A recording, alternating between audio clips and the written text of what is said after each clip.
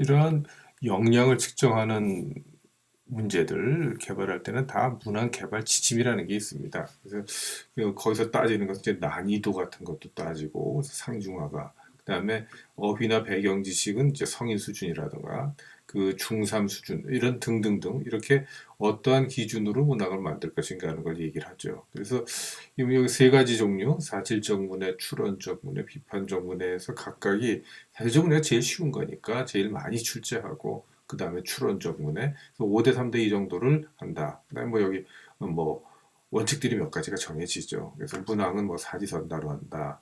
그 실용 교양은 6대 4. 그 다음에 총 문항 수는 25문항, 60문항 정도 출제해서 그래 걸러낸다. 뭐 그런 얘기들을 그래서 지침으로 정하게 됩니다. 그러고 나서 실제로 이제 그 일반 우리 성인들을 대상으로 해봤더니 어떤 결과가 나왔냐면은, 자, 여기 여러분들 이제 요게 이제 정답률이에요. 정답률. 근데 보다 보면은 유난히 낮은, 자, 이 우체국 용무에 대한 거. 이건 여러분들 직접 해보고 나서 이제 나중에 제가 이제 풀이를 좀 해드리겠습니다. 24.6%. 보면은 틀린 답에 더 많이 동그라미를 쳤다는 얘기죠. 그리고 저 12번 문제도 그래요. 12번 문제도 이 2번에 더 동그라미가 많이 갔고, 이 세계시간이라는 문제, 이것도 이것도 1번이 더 많이 갔죠. 이게 40%가 채 안 되는 정답률을 갖고 있는 어려운 문제들입니다. 이걸 실제로 제가 이제 여러분들 한참 위기가 되겠습니다만, 그래서 여러분들은 이제 이미 대학 재학 중이니까 여기 있어서 상당히 차이가 나겠죠. 차이가 나는데 그럼에도 불구하고 역시 여기 6번 문제, 9번 문제, 뭐 12번까지 포함해도 좋고요. 12번에 22번 이런 문제들은 여러분들도 근데 정답률이 낮은 편이다. 제가 여기 이제 2010년 그 전이죠. 그 전에 거도 이제 갖다 놨는데 비슷해요. 패턴이 이제 9번 굉장히 어렵게들 느꼈고 12번 어렵게 느낀 것 같고, 그 다음에 여기 쭉 올라오면 또 역시 22번 그 세 문항이 유난히 이제 어려운 문제로 간주가 되고 있습니다.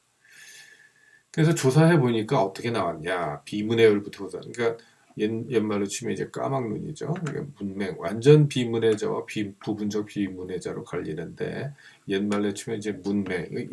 이건 요즘 썩 좋은 말이 아닙니다. 그렇죠? 우리가 이제 장애우를 비하하는 그런 말로 쓴다고 해서 이거 없앴습니다. 비조사자의 진술과 면접원의 판단에 의존하게 되는데, 이때는 이제 비문해자용 조사지를 활용합니다. 이거는 이제 뭐 따로 부록으로 있지만 여러분들이 굳이 볼 것까지는 아닌 것 같고요. 조사 대상자 12,137명 중 137명 중에 261명이 이 비문해자에 이제 해당이 됩니다. 2.15% 정도 되는 거죠. 그래서 여러분 요 문항 기억나시죠? 여기 물어보고서 전혀 모르는 경우가 있고, 읽을 수는 있는 저 보고서 이제 주변 사람들 저 도움이 필요하다거나 그런 부분적 비문해자들을 의미하는 겁니다. 그래서 요 2.15%를 우리 그 비율대로 다시 환산해 보면은 1.67% 전체 인구에 비해서 한 63만 명 정도로 추정이 되더라. 그래서 문해율은 98.33%, 1.67을 100% 빼면 되니까요. 그 또 한 가지 성별로 차이에 보면 남성에 비해서 여성이 높고 연령대 이게 중요합니다. 그래서 70대 이상은 무려 20%에 가깝다. 50대만 해도 0.7%로 1% 미만으로 내려가는데 60대가 되면 5% 가까워지고 70대는 무려 열에 2명.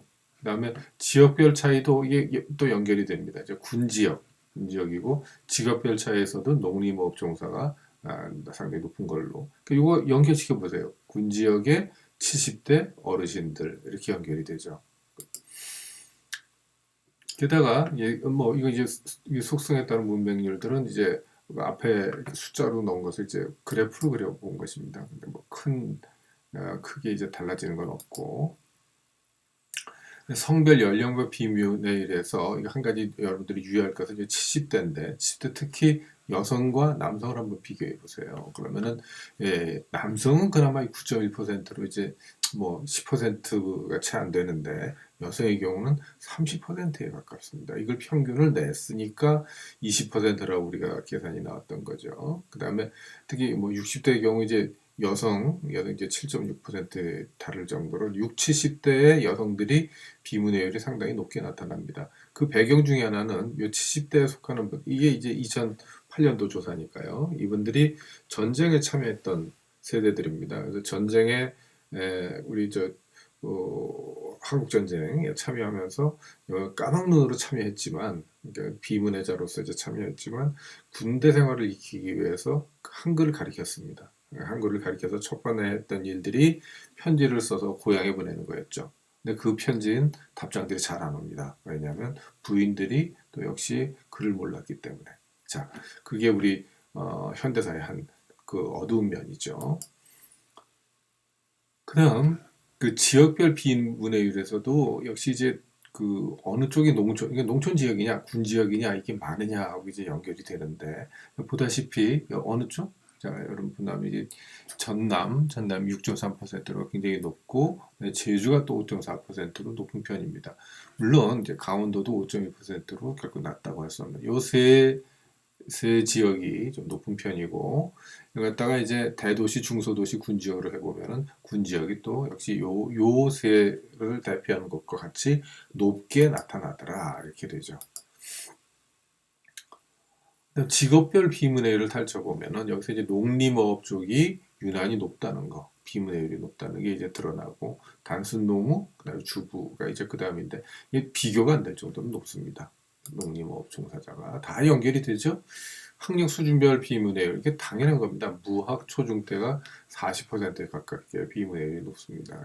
이게 서로 연결이 돼 있죠. 역시 학교를 못 갔기 때문에 비문해율이 높을 수도 있고 비문해 때문에 학교를 못 다녔을 수도 있고 자, 취학률과 문해율이 있어서 취학률이 높다고 해서 자동적으로 문해율이 높아지는 건 아니다. 그래서 호주, 캐나다, 프랑스, 독일, 일본, 스페인, 영국, 미국 등이 우리하고 비슷하게 99%인데 홍콩, 싱가포르, 중국 등이 상대적으로 낮은 것은 문자 체계 때문에 그런 것이다. 그랬죠. 문자의 특성, 문자 생활의 양과 질, 문해의 개념 등에 따라 문해율이 달라진다는 걸 알 수 있는 거고 그다음에 이제 우리 그 한글 특성에서 문해율이 높게 나온다 이렇게 보죠. 그래서 한국교육개발원에서 당시에 이제 우리나라 실질 문해율 그거는 OECD 중 국가에서도 낮은 편이다 이런 얘기가 나오는데 이건 이제 뒤에 OECD의 다른 연구를 비교해 보면서 얘기할 수가 있겠습니다. 자, 이게 바로 OECD 얘기예요. Literacy Proficiency Among 16 to 65 years. 그러니까 생산 가능 인구들의 문해력입니다. 문해력에 대한 거죠. 그 평균이 요 정도 되는데 우리나라 바로 밑에예요. 제일 높은 데는 우리 꼴보기 싫지만 이제 일본, 그 다음에 핀란드, 그 다음에 네덜란드 이런 식으로 소위가 우리가 부러워하는 그런 나라들이 많이 들어가 있는데 반면에 우리나라는 영국보다 좀 높고요. 그다음에 밑으로 쭉 가면 미국보다도 높고 그렇습니다. 이런 평균 점수에 있어서. 근데 우리나라의 큰 특징은 그 뒤에 나와요. 이걸 갖다가 절대적인 표로 다 풀어 쓴 게 있는데 이건 뭐 그렇게 여러분들이 눈에 잘 안 들어오겠지만 그 보고서에서 아주 특별하게 지적한 부분이 있습니다. 스킬스 갭이라고 해서 그러니까 문해력 격차가 이제 세대 간의 차이가 나는 데가 있는데 어디가 제일 심각하냐? 한국이다. 그래서 한국인데 뭐냐면 요거는 55세에서 65세 사이 이게 거의 꼴찌 수준이거든요. 근데 요거는 젊은이들 그러니까 16세에서 24세 그들은 그 탑에 속합니다. 거의 탑에. 반면에 영국 같은 경우는 그 문해력 격차가 없어요. 이게 55세, 65세고 요게 이제 16세에서 24세인데 문해력 격차가 없죠. 이게 어느 쪽이 더 나을까? 우리 이게 이 세대 차로 나타납니다. 이게 세대 차로 나타날 뿐만 아니라 이분들이 이게 문해력이 낮다는 것은 결국 독서를 하기 어렵다는 얘기입니다. 독서 같은 걸 안 하다 보니까 그 소위라는 걸 뭘 하는가 한번 짐작해 보시기 바랍니다. 그 다음 이 보고서에 나오는 아주 끔찍한 이야기는 가장 중요한 얘기죠. 이게 뭐냐면은 그 살아가는 데 있어서 굉장히 많은 영향을 미친다는 얘기예요. 그래서 첫 번째 얘기는 뭐냐면은 그 급여 이제 그 시간당 임금이 에, 그 60% 정도, 그러니까 저 문해력이 높은 사람들은 그렇지 못한 사람들보다 시간당 임금이 60% 정도 높게 받을 수 있다 하는 얘기고요. 그 다음에 문해력이 낮은 사람들은 그 unemployed, 그러니까 직장을 못 실업자일 가능성이 무려 2배나 높고, 그 다음에 또 역시 그 문해력이 낮은 사람들은 어, 건강도 건강도 안 좋고, 그 다음에 정치적인 과정에도 별로 영향력을 미치지 못하고, 그 다음에 사회적인 활동 또는 이제 그, 요, 그 자원봉사 같은 활동, 거기에도 잘 참여를 안 하더라. 그리고 다른 사람들을 잘 신뢰하지도 못한다. 요거 여러분들 요거 60% 높다는 거, 요 입장 바꿔놓으면 어떻게 되나? 60%이 사람들이 높다고 그래서 낮은 사람들이, 그 문해력 낮은 사람들이 60% 낮은 건 아니죠. 자, 그냥 기억해 두세요. 그다음에 소득 수준별 비문해율도 당연히 연결이 됩니다. 그래서 이 소득 수준이 낮은 사람들, 그들의 비문해율이 교육 수준하고 금방 연결이 되니까 높게 나타나는 편이고, 그래서 이것도 인생을 바꾸는 습관의 차이에서 가장 큰 게 부자와 가난한 사람. 이거 이제 뭐 제가 그 어떤 책에서 이제 인용을 한 건데, 제일 가장 큰 차이가 나는 건 독서입니다. 독서. 그래서 하루 30분 이상 책을 읽는 사람의 비율이 부자들은 88%, 가난한 사람들은 2%에 불과하다. 요 밑에 것들이 다 비슷비슷한 내용들인데, 그 중에서 매우 하루 30분 이상의 책을 읽는 능력, 그럼 문해력이 있어야 가능한 거죠. 그 점수를 한번 분석해 봅니다. 제로 수준, 완전 비문해자가 있고 이제 반문해자. 그래서 반문해자는 띄엄띄엄 읽을 수 있는 수준입니다. 아주 나머지는 못 읽고요. 그러니까 그 낱글자는 읽지만 이해력이 없는 경우죠. 그 다음에 아예 능력이 없어 이분들은 다른 테스트 용지를 가지고 테스트한 분들이죠. 그래서 요 분들이 이제 완전 비문해자에 해당하고, 그 다음에 일수준이 이게 5.3% 정도 됐고, 초청장이나 명함 등의 간단한 생활문은 이해하지만 길고 복잡한 문장을 이해하지 못하는 이수준이 21%, 신문기사, 광고, 서식 등 일상적인 생활문, 복잡한 문서를 이해는 하지만 추론 능력은 없는 그런 사람들이 36.8%, 그 다음에 이에서 이제 추론에서 한 발 더 나가는, 추론, 그 이제 비판적 이해를 할 수 있는 수준이면 길고 어려운 문장도 이해할 뿐만 아니라 직접 드러나지 않은 내용도 추론이 가능하다. 이게 35% 정도 된다. 이렇게 결과가 나와 있습니다. 그래서 여러분들한테 해본 걸 보면, 여러분들 아까 그 데이터입니다. 또 여러분 당연히 대체니까 다 이 80점 이상에 다 들어가고 있고요. 그 다음에 이게 뭐 거의 장난친 사람들입니다. 장난친 사람들 제하고 대부분이 다 됩니다. 이쪽 1등 5등급에 다 들어갑니다. 등급표 4등급 여기에 다 들어갑니다. 대부분이. 근데 왜 한글을 못 배우셨어요? 하면 이제 이 교육 수준 연령에 대한 문해력 차이 관계 있는 게, 학교를 못 다닌 사람이 모두 노년층이라고 볼 수는 없기 때문에 청장년층으로서 학교를 못 다닌 사람에 대한 분석이 좀 있어야 된다는 얘기를 할 수 있죠.